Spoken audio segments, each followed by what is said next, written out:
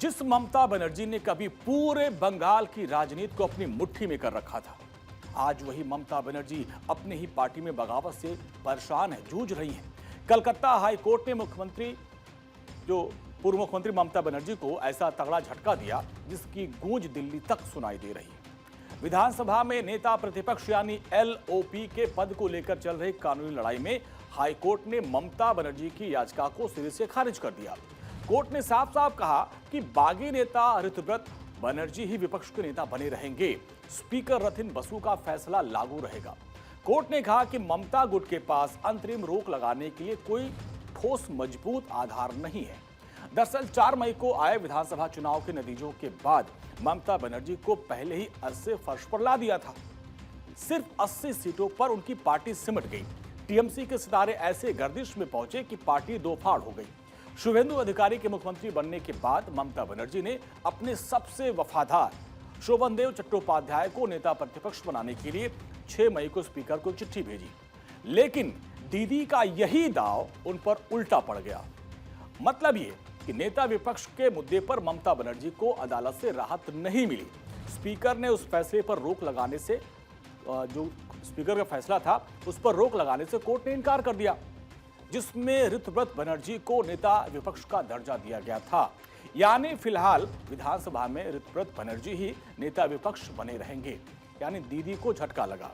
Court room में क्या क्या हुआ जरा विस्तार से आपको बताते हैं। जस्टिस कृष्णा राव का बड़ा आदेश, ममता गुट को अंतरिम राहत देने से साफ इनकार किया। बेंच का सख्त रुख है। कोर्ट को याचिकाकर्ताओं के मामले में कोई प्रथम दृष्टया केस या सुविधा का संतुलन नहीं मिला। अगली तारीख मुकर्रर कर दी गई है। अब इस मामले में अगली सुनवाई 28 जुलाई को होगी और तब तक बागी गुट के यानी ऋतव्रत ही एलओपी बने रहेंगे। हलफनामा तलब किया। कोर्ट ने सभी पक्षों को सुनवाई से पहले अपने अपने जवाब दाखिल करने का निर्देश दिया है। ममता बनर्जी के सबसे भरोसेमंद नेता शोभनदेव चट्टोपाध्याय को नेता विपक्ष बनाने का प्रस्ताव भेजा गया था, लेकिन पार्टी के अंदर ही विरोध खड़ा हो गया। ऋतव्रत बनर्जी और उनके समर्थकों ने दावा किया कि जिन हस्ताक्षरों के आधार पर दावा किया जा रहा है वो बहुत ही संदिग्ध है। विधायकों की राय को दबा दिया गया और यहीं से फिर टीएमसी में खेला हुआ और वो दो खेमों में बंट गई। ऋतव्रत बनर्जी और संदीपन साहा समेत टीएमसी के कई विधायकों ने बगावत का बिगुल फूंक दिया और आरोप लगाया कि शोभन देव के समर्थन वाली चिट्ठी पर विधायकों के जाली यानी फर्जी हस्ताक्षर कराए गए हैं, जिसके बाद ममता बनर्जी बौखला गई और उन्होंने ऋतव्रत को पार्टी से निकाल दिया। इसके बाद ऋतव्रत ने 58 विधायकों को अपने साथ मिलाकर एक अलग गुट बना लिया और स्पीकर ने संख्या बल को देखा और फिर ऋतव्रत बनर्जी को नेता विपक्ष की कुर्सी सौंप दी। अब ममता के लिए सबसे बड़ा खतरा क्या है जरा आप समझिए। सबसे बड़ा खतरा उनको न तो बीजेपी से है, न लेफ्ट और न कांग्रेस से।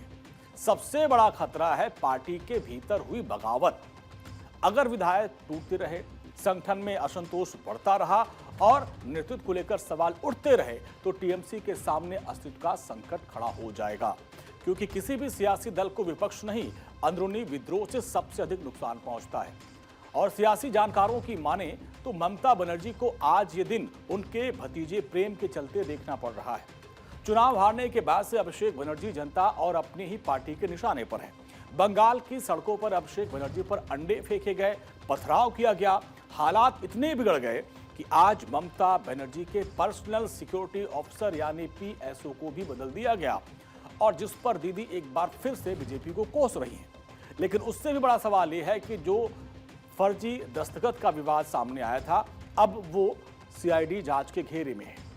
इसकी आंच खुद ममता और अभिषेक तक पहुंच चुकी है। क्या दीदी के बचे खुचे सियासी वजूद को वो खत्म कर देगा? ये बहुत बड़ा सवाल है।